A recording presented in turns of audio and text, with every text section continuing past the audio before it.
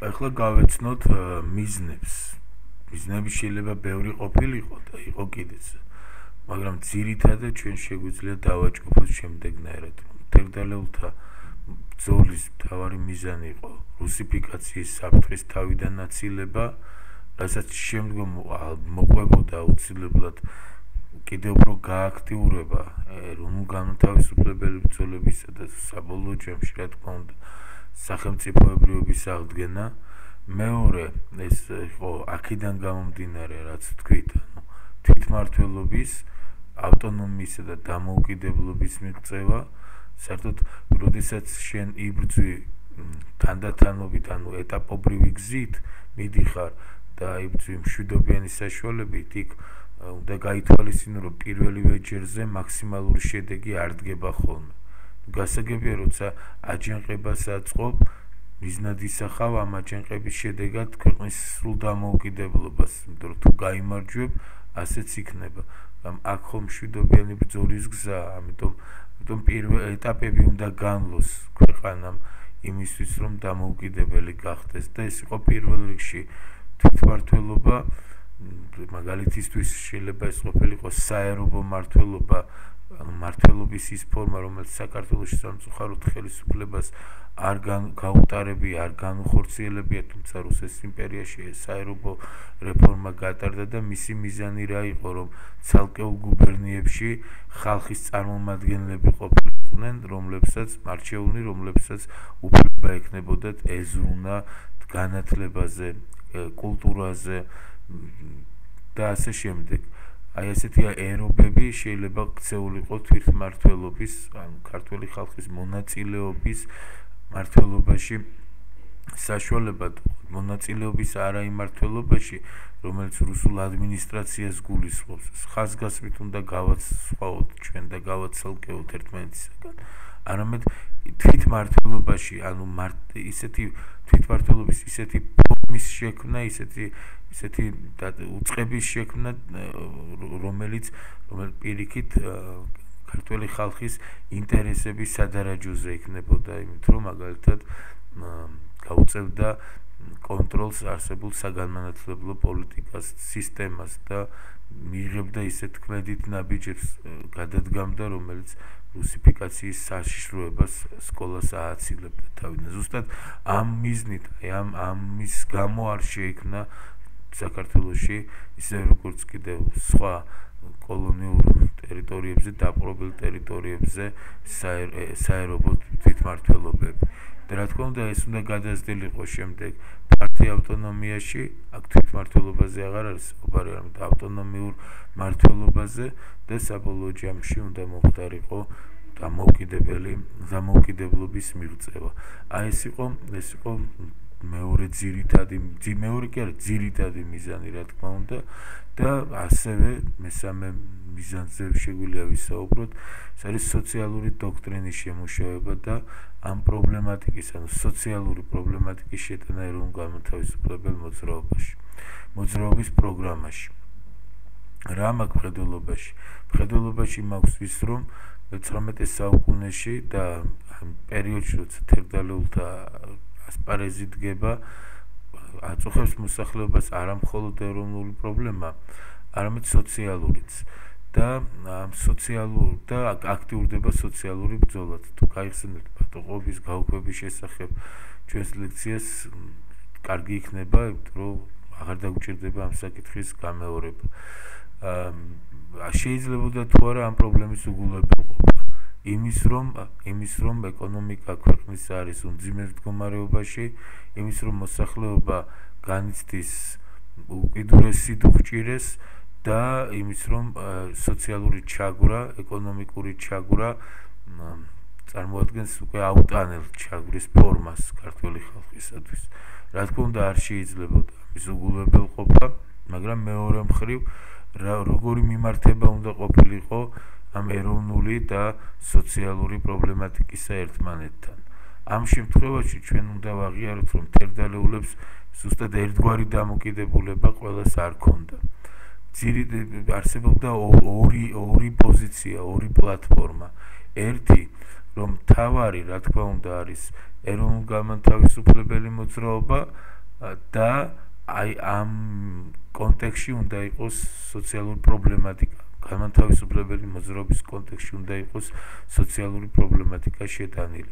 სხვა შემთხვევაში თუ მაგალითად ამბობს ილია ჭავჭავაძე ჩვენ ყურადღებას გავამახვილებთ სოციალურ პრობლემატიკაზე მივიღებთ ინფანტილიზმს ეროვნული საკითხისადმი რაც უპირველესი ამოცანის გადაწყვეტას შეუძლებელს გახდის დამოუკიდებლობის მიღწევას ერთი მეორე მივიღებთ ჩვენ სოციალურ დაპირისპირებას სხვადასხვა საზოგადოებრივ ფენებს შორის მაგალითად გლეხობისა თავადაზნაურობასთან რაც დაგსაქსავს ეროვნულ ძალებს და პირიქით ამბობს ილია ჭავჭავაძე ჩვენი მიზანი არის ამ სოციალური ფენების რაღაცნაირი მეგობრობის მიღწევა ფენებს შორის იმისთვის რომ შეიქმნას ერთიანი ფრონტი რუსეთის იმპერიის წინააღმდეგ ერთიანი ფრონტი რუსიფიკაციის წინააღმდეგ ანუ დამოუკიდებლობის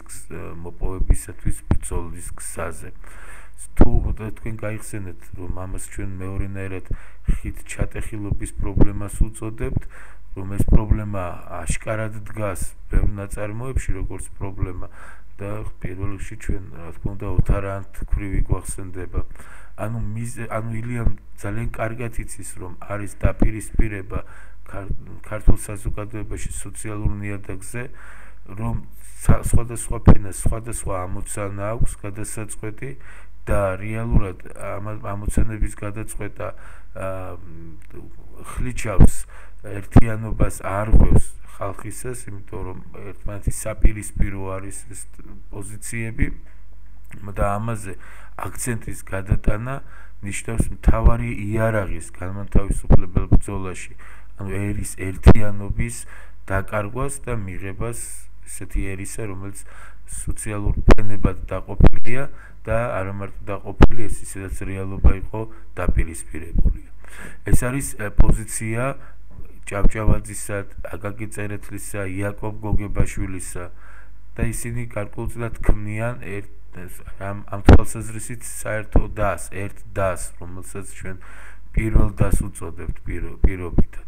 თუმცა იყო განსხვავებული დამოკიდებულებაც, მაგალითად ნიკო ნიკოლაძისა, გიორგი წერეთლისა, ნაწილობრივ სერგი მესხისაც, თუმცა მაინც ძირითადად ალბათ პირველ ორს ეხება ეს და განსაკუთრებით სწორედ ნიკო ნიკოლაძეს, რომელიც თვლიდა, რომ რუსეთში დაწყებულია სოციალური მოძრაობა, რომელიც სოციალური უკუღმართობების აღმოფხვრას ემსახურება იმპერიაში და უფრო სამართლიანი სოციალური გარემოს ფორმირებას შექმნას, უყურადღებოდ არ უნდა დარჩენილიყო საქართველოში, რომ პირველ ეტაპზე შეიძლება საჭიროც კი იყო სოციალური საკითხის დაყენება და ამის შემდეგ უკვე და ამასთანავე ეროვნული საკითხის დაყენებაც, ანუ ბრძოლის გაგრძელება განმათავისუფლებელ ფრონტზე. ანუ განსხვავება მინდა თქვენ უბრალოდ დაინახოთ. არც პირველ და ამ ხალხს ეწოდება მეორენაირად მეორე დასი. ანუ ეს ერთი მოძრაობა, ესენი თერგდალეულები არიან, უბრალოდ ამ საერთო პლატფორმის შიგნით, საერთო მოძრაობის შიგნით, იდეის შიგნით არის ორი განსხვავებული მიმართულება, რომელიც განსხვავდება ერთმანეთისგან იმით, რომ განსხვავებულ მიმართებებს ავლენენ ეროვნული და სოციალური საკითხებისა. პირველი დასის პლატფორმა გარკვეულწილად ასახულია ილიას ცნობილ სიტყვაში, ფრაზაში ჯერ მაცოცხლე და მერე მაბედნიერე. ანუ პირველი რიგის ამოცანა არის სიცოცხლის შენარჩუნება ქართული ხალხისთვის და შემდეგ უკვე ბედნიერებაზე ზრუნვა, ანუ სოციალური უკუღმართობის აღმოფხვრა და შესაბამისი რეფორმების გზით, ღონისძიებების გზით სამართლიანი გარემოს ფორმირება.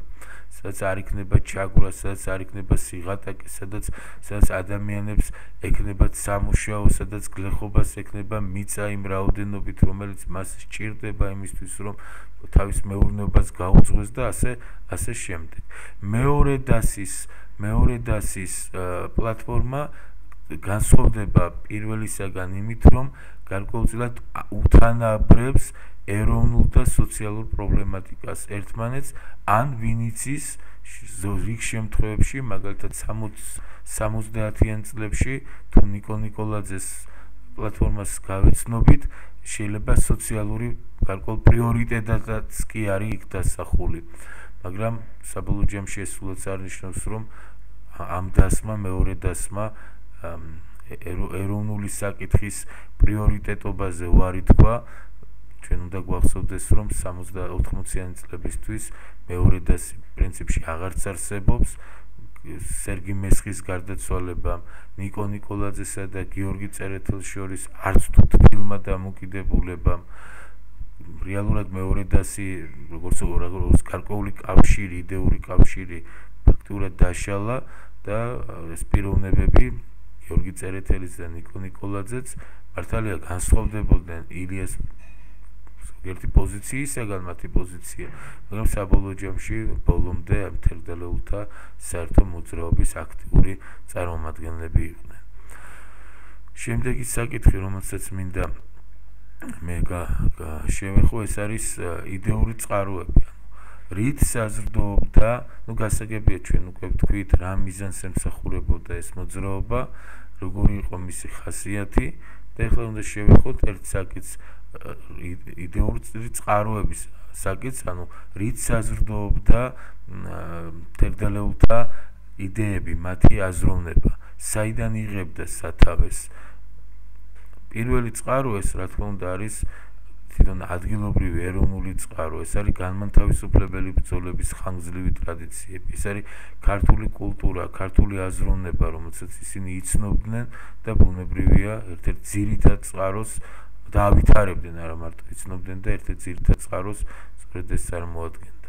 მეორე, რა თქმა უნდა, ისინი იცნობდნენ რუსულ სოციალურ მოძრაობებსაც, რუსულ პოლიტიკურ აზროვნების სისტემებსაც და არა მარტო რუსულს, არამედ ევროპულს, რომელიც რუსეთშიც მკვიდრდებოდა, ოღონდ არა სახელისუფლო დონეებზე, არამედ უფრო ოპოზიციურ ფრონტზე, ოპოზიციურ ფლანგზე.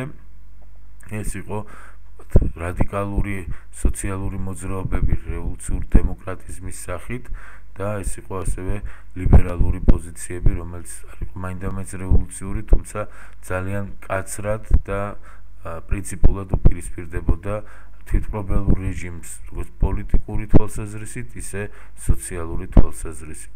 რა თქმა უნდა, ისინი იცნობდნენ ევროპულ აზროვნებას და ევროპულ ლიბერალურ აზროვნებას. მე მაგალითად შეგახსენებთ ერთ ძალიან პატარა ფაქტს, შეიძლება უმნიშვნელოს, მაგრამ ამ თვალსაზრისით საჭიროსაც კი. როდესაც საუბარი არის მამებსა და შვილებს შორის დაპირისპირებაზე, ამ ოთაობათა ბრძოლაზე, ერთ-ერთი ლექსი თუ გაიხსენებთ, იქ გრიგოლ ორბელიანი ირონიით, დაცინვით თითქოს ილია ჭავჭავაძეს ლიბერალად მოიხსენიებს, ის ლიბერალი, პურტივით მრგვალი, მანამდე აკაკიები, ბაკაკიები და ასე შემდეგ, ხო? და ილიას პოზიცია, რომ ლიბერალობა, პატრიოტობა არ მიაჩნია სალანძღავს სიტყვად. ლაპარაკი არის არა მარტო იმაზე, რომ გრიგოლ ორბელიანმა არ იცოდა რა არის ლიბერალიზმი და ილია ჭავჭავაძემ იცოდა და შეცდომით ლიბერალიზმი ცუდად მიაჩნდა, რომ არ იცოდა რას ნიშნავდა ის, არამედ აქ დამოკიდებულებაა თვითონ ლიბერალური აზროვნების მიმართ. თუ ერთისთვის ის არის ცუდი, მიუღებელი, უკადრისი, მეორესთვის, ილიას თაობისთვის ის პირიქით საამაყო ლიბერალად მოხსენიება, ისე როგორც პატრიოტად მოხსენიება კაცისა, არის საამაყო და ეს ეცნებები ერთმანეთს კი არ უპირისპირდება, არამედ ერთმანეთს ავსებს, რომ პატრიოტული მოძრაობა, განმანთავისუფლებელი მოძრაობა იმით არის მნიშვნელოვანი, რომ ის იხსახავს ქვეყნის დამოუკიდებლობას, თავისუფალ საზოგადოებას, რომელიც ღირებული იქნება, ანუ ეს დამოუკიდებლობა იმ შემთხვევაში, თუ საზოგადოება ლიბერალურად იაზრონებს, თუ ეს იქნება ლიბერალურ დემოკრატიულ ღირებულებებზე ორიენტირებული საზოგადოება. შეიძლება ეს ტერმინოლოგია თანამედროვედ ჩანდეს ძალიან, მაგრამ უნდა ვიცოდეთ, რომ ეს იდეები მე-19 საუკუნის მეორე ნახევარში ღრმად აღწევდა თერგდალეულთა აზროვნებაში და ისინი ამ იდეებზე იდგნენ, ანუ ლიბერალური სტილის მოაზროვნეები იყვნენ, ლიბერალური ყაიდის მოაზროვნეები იყვნენ ისინი. და საიდან? იმიტომ რომ იცნობდნენ ამ მოძრაობას, პოლიტიკურ იდეოლოგიურ მოძრაობას, რომელიც დასავლეთ ევროპაში მკვიდრდება და საბოლოო ჯამში საუკუნიდან უკვე გაბატონებულ იდეად გაბატონებულ პლატფორმად იქცევა. და რა თქმა უნდა, ისინი იცნობდნენ დროინდელ სოციალურ-ეკონომიკურ მეცნიერულ შეხედულებებს, მაგალითად, ისეთ როგორიც არის თქვათ, თუნდაც მარქსიზმი, რომელსაც ილია ჭავჭავაძე და მისი დასელები საკმაოდ უპირისპირდებიან ყოველ შემთხვევაში ქართველ მარქსისტებს, სოციოლოგიურ თვალთახედვებს, სოციალ-დარვინიზმს მაგალითად, რომელიც გარკვეული უცნაური ფორმით გამოვლინდა რიგ ისტორიკოსთა შორის და ამ შესახებ ჩვენ ქვემოთ გვექნება საუბარი, მაგრამ მთავარი ის არის, რომ ამ იდეას, როგორი ასახვაც მან ისტორიაში ივანე ჯაბადართან პოვა ამ სოციალ-დარვინიზმმა, მკაცრად დაუპირისპირდა განმათავისუფლებელი მოძრაობა და უშუალოდ ილია ჭავჭავაძე.